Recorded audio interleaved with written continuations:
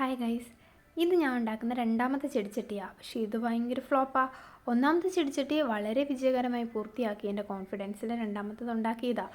ഇതിനകത്ത് ഒരു ടെക്സ്റ്റൈൽ ഷോപ്പിൻ്റെ കവറാണ് എടുത്തിരിക്കുന്നത്. അതായത് തുണിക്ക് കട്ടിയില്ല. സിമെൻറ്റ് പേസ്റ്റ് എടുത്തിരിക്കുന്നത് ലൂസായിരുന്നു. അതിനകത്ത് സിമെൻ്റ് ഒന്നും ഇല്ലായിരുന്നു. അതാണ് പറ്റിപ്പോയത്. ഓക്കെ, അപ്പം നല്ല രീതിയിലുള്ള ഒരു ചെടിച്ചട്ടി ഞങ്ങൾ ഉണ്ടാക്കി. അത് കുറേ നാളുകൊണ്ട് യൂസ് ചെയ്യുന്നുണ്ട്. അതെങ്ങനെയാണ് ഉണ്ടാക്കുന്നതെന്ന് ഇതിലിപ്പോൾ പറയുന്നത്. പിന്നെ ലാസ്റ്റ് ഫ്ലോപ്പ് ആയതും കൂടി ഇടുന്നുണ്ട്. അങ്ങനെ ചെയ്യരുതെന്ന് കാണിക്കാൻ വേണ്ടിയിട്ട്. ഓക്കെ, നല്ല കട്ടിയുള്ള ഒരു തുണി എടുക്കുക. പഴയ തുണി കീറിയെടുത്താൽ മതി. അതിൻ്റെ സെൻറ്ററിലായിട്ടൊരു ഹോൾ ഇടുക, നമ്മുടെ വെള്ളം ഡ്രെയിൻ ചെയ്ത് പോകാൻ വേണ്ടിയിട്ട്. എന്നിട്ട് സിമെൻറ്റും വെള്ളവും കൺസിസ്റ്റൻസി എന്ന് പറയുന്നത് കണ്ടില്ലേ, അധികം വെള്ളം ആവാൻ പാടില്ല, കട്ടിയാവാനും പാടില്ല. സിമെൻറ്റ് പറ്റിയിരിക്കണം തുണി മുക്കിയെടുക്കുമ്പോഴത്തേക്ക്. അപ്പോൾ ഒരു സൈഡ് നല്ലതുപോലെ മുക്കിയെടുത്തിട്ട് വെച്ചിട്ട് രണ്ടാമത്തെ സൈഡ് കൈകൊണ്ട് തേച്ച് കൊടുക്കുക ഞങ്ങൾ ചെയ്തത്.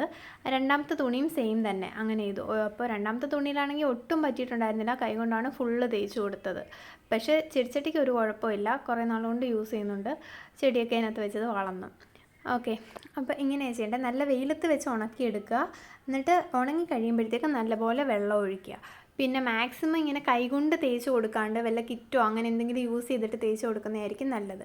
ഇപ്പം നിങ്ങൾ കണ്ടുകൊണ്ടിരിക്കുന്നതാണ് എൻ്റെ ആദ്യം ഞാൻ കാണിച്ച ഫ്ലോപ്പ് ചെടിച്ചട്ടിയില്ലേ, അത് കണ്ടോ, പറ വെള്ളമാണ് ഇതിനകത്തുള്ളത്. പിന്നെ എങ്ങനെയാണ് അത് നന്നാവുന്നത്? ഷേപ്പൊക്കെ കറക്റ്റായിട്ട് കിട്ടിയിട്ടുണ്ട്, പക്ഷേ ഇത് യൂസ് ചെയ്യാൻ പറ്റിയില്ല. അങ്ങനെ കൊണ്ട് കളയുക ചെയ്തിരുന്നത്. ഓക്കെ.